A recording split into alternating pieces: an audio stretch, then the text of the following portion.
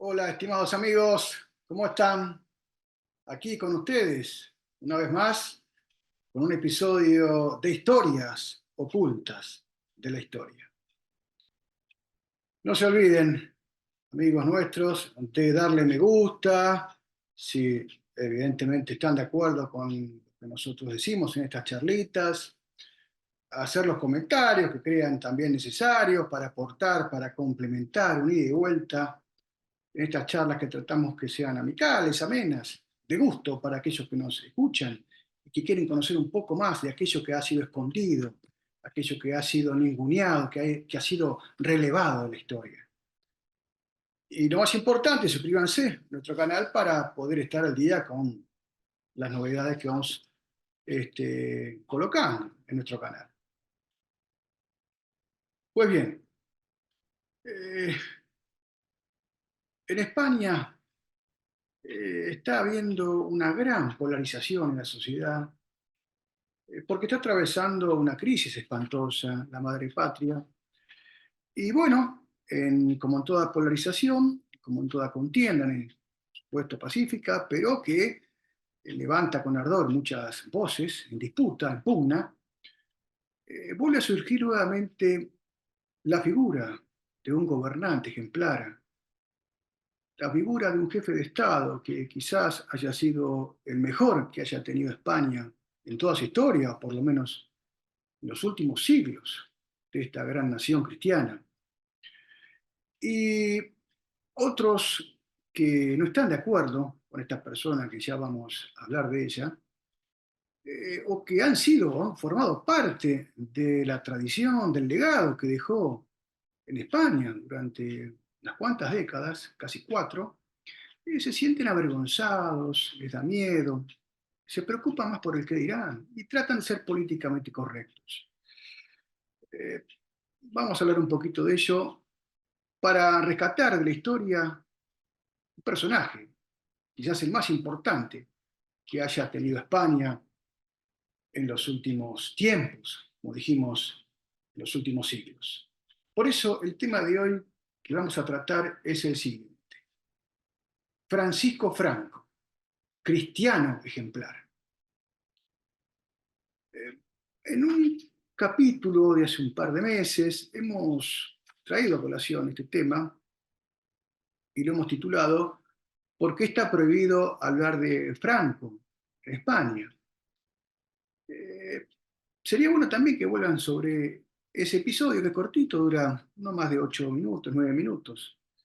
Acá lo que vamos a hacer, nos vamos a focalizar principalmente en esta cualidad distintiva, cuál es la de la virtud, de la piedad, la virtud de la religiosidad, de un jefe de Estado, nada más ni nada menos, como Francisco Franco, para que estas personas menores de la historia, ausente de España, que se sienten avergonzados o que tratan de tapar o de esconder bajo la alfombra todo lo grande que ha hecho este gran gobernante, este gran estadista español, se lo vamos a decir para recordárselo y para que la gente que nos escuche y no conozca también pueda rememorar algunos episodios que caracterizan la religiosidad ejemplar de este gran hombre, de este jefe de Estado, caudillo de España y generalísimo de los ejércitos.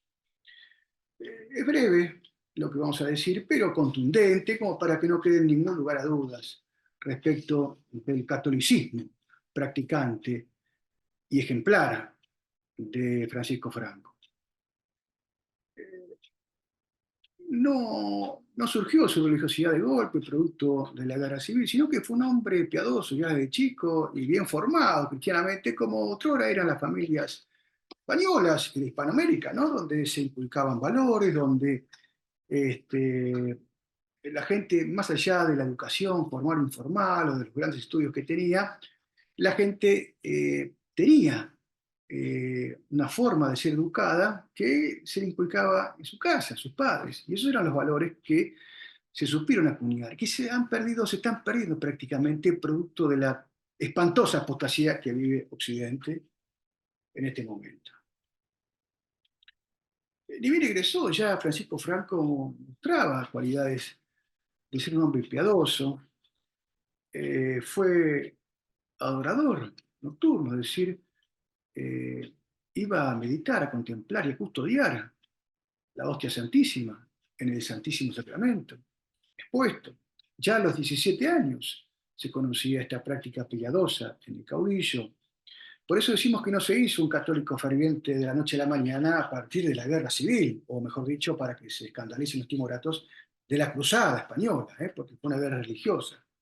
No lo decimos nosotros, sino que lo han dicho estudiosos, egregios, eminentes, españoles, por supuesto, ¿no? Y también algunos de aquí, de Hispanoamérica. Vamos a apoyarnos, vamos a tratar de ser meticulosos en estos pequeños momentos, en estos pequeños jalones, donde rápidamente vamos a presentar a Franco como cristiano ejemplar, en una obra, una horita, un librito sencillo que tenemos, que nos han enviado de la Madre Patria hace un tiempo, y acá, porque no se consigue aquí en Argentina, Francisco Franco, cristiano ejemplar. Fíjense acá el caudillo ya en sus épocas ya de hombre longevo, rezando aquí ya, en su capilla privada. Y está escrito por un sacerdote benedictino que se llama Manuel Garrido Bonaño. Lo recomendamos vivamente, se consigue en España, en muchos lugares, y aquí está resumido la religiosidad de la cual vamos a hablar. Pero queremos tocar pequeños jalones y que con esto ya, con esta pincelada, demostramos abiertamente y contundentemente eh, esta ejemplaridad cristiana del caudillo de España. Los que no están de acuerdo con esto, si están rasgándose las vestiduras o se sienten asombrados o espantados, pueden cambiar de canal y no sé, no hay ningún problema. ¿Eh? Hay total democracia para que puedan ustedes sentirse gusto o no. Pero nos gustaría que se quede un rato para saber a ciencia cierta si es verdad lo que decimos. En África ya va a empezar a mostrar Franco sus cualidades de hombre que confía en la providencia. Vamos a leer un pequeño párrafo donde en un momento de la batalla, en un momento de la campaña militar, de las operaciones, allí en el norte de África, Franco va a demostrar que es un hombre cristiano. Escuchemos este párrafo de la obra, como dijimos, del padre Bonanios, de la Orden de San Benito.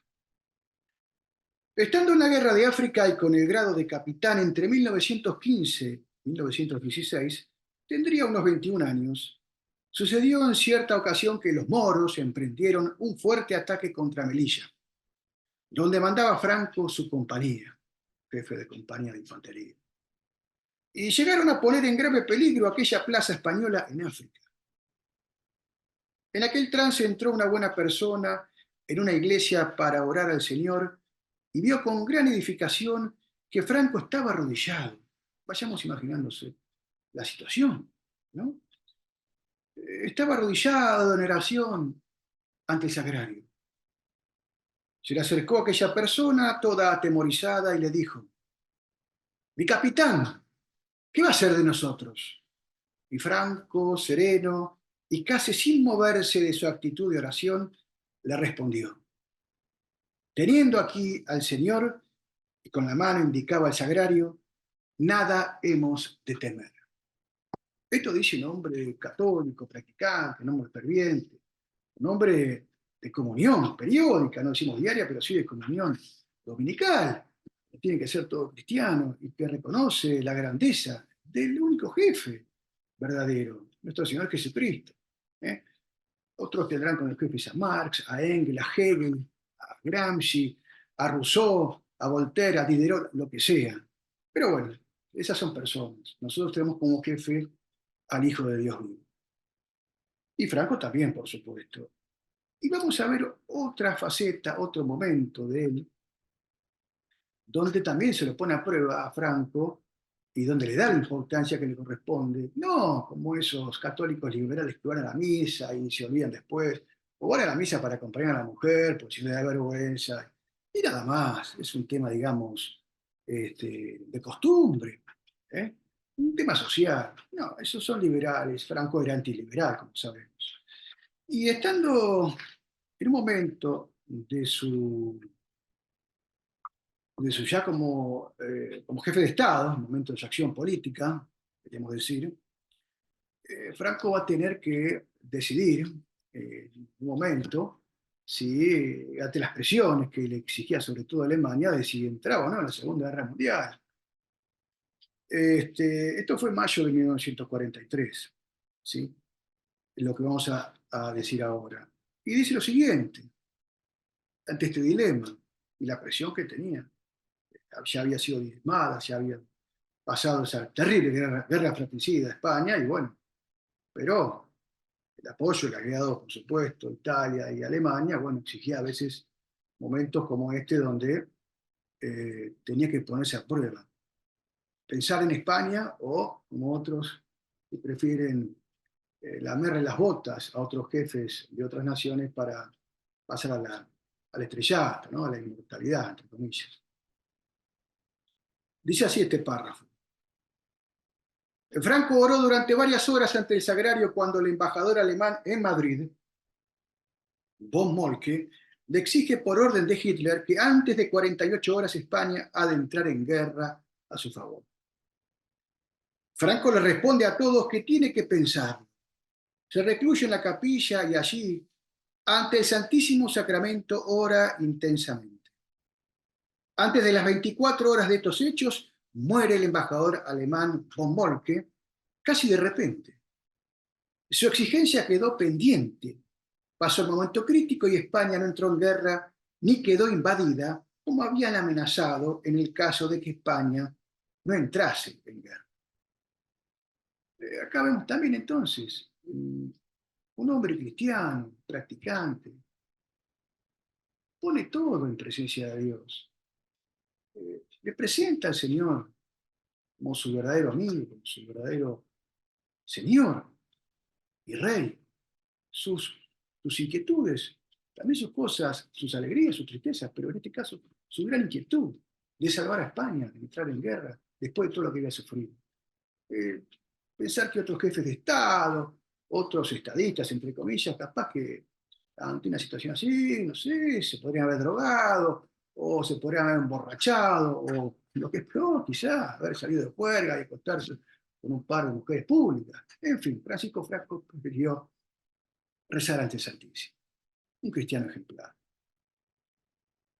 Eh, Cuando Franco ya había, ahora nos retrocedemos un poquito a este momento, en 1943, en el 36, cuando Franco ya había sido designado generalísimo de los ejércitos y estaba a cargo del Estado español, el verdadero, por supuesto, no el comunista, había dudas en el Vaticano, no sabían cuál era la posición que iba a tener Franco, cómo era Franco con respecto al Vaticano, a la Santa Sede, a la Iglesia Católica. Entonces el primado de España, el cardenal Gomá, le va a mandar una misiva, le va a mandar un informe a Roma, consignándole las características distintivas de Francisco Franco, que acaba de ser nombrado, y fijémonos, para que no queden dudas si era o no cristiano este gran estadista. Dice Isidro Gomá en su informe al Vaticano lo siguiente. Me es grato consignar el nombre del generalísimo, católico práctico, que me consta reza todos los días el Santo Rosario, enemigo irreconciliable de la masonería y que no concibe el Estado español fuera de las líneas tradicionales de catolicismo en todos los órdenes. Ha hecho manifestaciones de catolicismo acendrado. Y después hay algunos amigos carlistas que, no todos por supuesto, porque hay carlistas que son falangistas, que son franquistas, pero hay una parte del carlismo que está bastante dividida, que no mira con buenos ojos a este gran estadista. O vaya a saber por qué, ¿no? Pero les pedimos que repasen un poquito las grandes actitudes que ha tenido el caudillo. Y fíjense, ahora vamos a ver de una obra que no viene ya de una persona religiosa, un sacerdote, sino de un par de autores franceses. Fíjense acá, se llama La revolución y la guerra en España, de Brouet y Temine, dos autores franceses, objetivamente no podemos decir que eran franquistas, y que hacen en 2 tomos, explican todo el drama de la historia de la Guerra Civil Española, y van a decir, vamos a leer 2 párrafos nada más, van a decir lo siguiente con respecto a las normas religiosas, el respeto a este catolicismo, a esta Iglesia Católica en la España de Franco. Van a decir lo siguiente, y prestemos atención y comparémoslo tan solo en España, también en Hispanoamérica, a ver si pasa lo mismo en las naciones que consideran que son católicos, que por lo menos le llenan la boca a besos, los jefes de Estado van y están al lado de la iglesia o participan de oficios religiosos. Si esto, que hacía Franco, lo hacen también los jefes de Estado hoy en día. Dicen estos autores franceses, la instrucción religiosa se hizo obligatoria, gracias a Dios. Acá en la Argentina, ya lo dijimos, en el año 1884, el gobierno masónico instauró la educación obligatoria y laica, que más que laica, como decía Hugo Guas, Gustavo Martín Zubrida, era el nombre verdadero, es una educación atea y anticristiana. Bueno, Franco tenía, la instrucción religiosa se hizo obligatoria, así en la enseñanza primaria como en la secundaria. Se extendió desde simples nociones de catecismo y historia sagrada en los primeros años a lecciones más complicadas de explicación amplia del dogma católico. Fíjense hasta dónde iban, en qué profundidad se explicaban los chicos cuando hoy les explican leyes perversas, leyes degeneradas, cuando no pornográficas, y les meten en la cabeza cosas que les destrozan el alma y les parten el espíritu y les parten la cabeza. Ya lo dijimos en otro capítulo, les pudren la conciencia. Acá, todo lo contrario, elevaban el espíritu. Qué cosa terrible, ¿no? Qué loco que está el mundo. Continúo. En el 5.º año de estudios secundarios, la instrucción terminaba con nociones de apologética. Mamma mía, como decimos acá en Argentina, de apologética encima. ¡Qué asombro! Es decir, para defender la fe. Y ahora le enseñan cosas para odiar la fe. España se ha vuelto loca, y Hispanoamérica también. Pero esto es para llamar la atención, para despertar las conciencias y para que nos demos cuenta el grado de apostasía terrible que vive hoy en día el Occidente. Ya vamos terminando, queda muy poco, estimados amigos, respecto a este catolicismo practicante de Franco. En el tomo 1, lo que vemos recién, el tomo 2, el tomo 1 tenemos la obra completa de estos autores franceses. En un momento voy a decir algo que nos llamó la atención y que lo queremos compartir con ustedes, porque es importante darnos cuenta cómo un gobernante, en este caso católico como Franco, las cosas buenas que puede hacer, porque tiene poder, o un gobernante impío, anticristiano, lascivo, blasfemo, todo lo que le quieran llamar, que les gusta también quedar bien con el mundo, ¿eh? El mal que puede hacer también. Es terrible. Y decían estos autores franceses, respecto de la enseñanza de Franco, la enseñanza académica, 1960, fíjense, pensar bien lo que vamos a leer y compararlo hoy en día. La enseñanza de la historia, historias ocultas de la historia, en nuestro canal, parece que estos autores franceses ya lo conocían, la enseñanza de la historia en la España de 1960, como hace 100, 30 o 20 años, consagra 100 páginas a la contrarreforma y una sola, hay que verla, a la Revolución Francesa. Hoy es todo lo contrario. Hoy es todo lo contrario. Ensalza la Revolución Francesa, siguen siendo afrancesados porque imitan las porquerías que ha traído esa malhadada revolución y quizás nos enseñan, o se enseña denostándola, la época gloriosa de España, la Contrarreforma, la Inquisición. Nos gustaría que nos comenten, a ver si es así como nosotros lo decimos, o quizás estamos viendo con anteojeros. Como conclusión queremos decir lo siguiente, y vamos a concluir con un gran historiador también, español, Eh, tenemos que repasar entonces, o tenemos que sopesar esta relación entre el ámbito espiritual y el ámbito temporal, entre el Estado y la Iglesia, que en España tuvo una perfecta síntesis con Franco y la Iglesia Católica. Y esto va a quedar plasmado, entre otras muchas cosas, en un pequeño momento histórico de la España de Franco, donde nos vamos a dar cuenta si realmente eh, Franco simulaba o no simulaba. Por supuesto que no, pero lo mismo decían del general San Martín, que era un católico practicante, y quisieron ensuciarlo, los liberales si no pudieron. Lo mismo pasará con Franco, no creo, pero lo decimos así porque a veces la envidia es tan grande que no saben qué decir.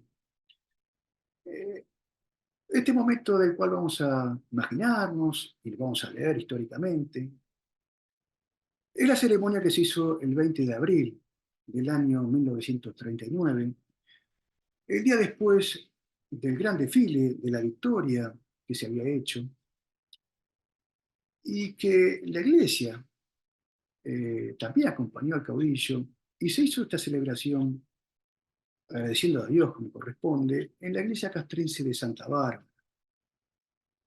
Vamos a escuchar atentamente y nos vamos a imaginar ese momento sublime, ese momento religioso, de gran fervor. Y lo vamos a escuchar de la mano, leyendo un gran historiador, realmente muy honrado y probo. Se llama Luis Juárez Fernández, que dice lo siguiente. El 20 de abril de 1939, perdón, el libro se llama Franco y la Iglesia, ¿sí? De Luis Suárez Fernández. Léalo, también es una obra muy recomendada. Comillas. El 20 de abril de 1939, al día siguiente de haberse celebrado el desfile de la victoria con 120.000 participantes, Franco y su séquito de generales se dirigieron al templo castrense de Santa Bárbara, en donde se celebró un Te Deum. Luego Franco entregó al primado de España, Gomá, la espada de la victoria, que era como el símbolo de la jefatura, pronunciando unas significativas palabras. Comillas, dice Franco. Señor, acepta complacido la ofrenda de este pueblo que conmigo y por tu nombre ha vencido con heroísmo a los enemigos de la verdad, que están ciegos. Señor Dios, en cuyas manos están el derecho y todo el poder, préstame tu asistencia para conducir a este pueblo a la plena libertad del imperio, para gloria tuya y de la Iglesia. Señor, que todos los hombres conozcan a Jesús, que es Cristo, Hijo de Dios vivo. Elocuentes palabras de un hombre eminentemente religioso, piadoso, temeroso de Dios y que reconoce la reyesía y la soberanía, no en el pueblo como nos trajo la Revolución Francesa, sino en Dios. Es la soberanía de Dios sobre todas las cosas, porque Cristo es rey, y así lo atestiguó delante de Poncio Pilato. Queremos decirles, estimados amigos, que Francisco Franco fue un cristiano ejemplar, por más que se rasguen las vestiduras, por más que muchos de los que nos estén escuchando se tapen los oídos y no pueden entenderlo. Bueno, deberían conocer un poco más su historia, aquellos que no sabían, y aquellos que lo saben, propagar estos ejemplos para enaltecer y para recordar que España tuvo un gran jefe de Estado que se llamó Francisco Franco. Nos vemos en el próximo programa de historias ocultas de la historia, aquí con nuestro gran patrono Santiago Apóstol.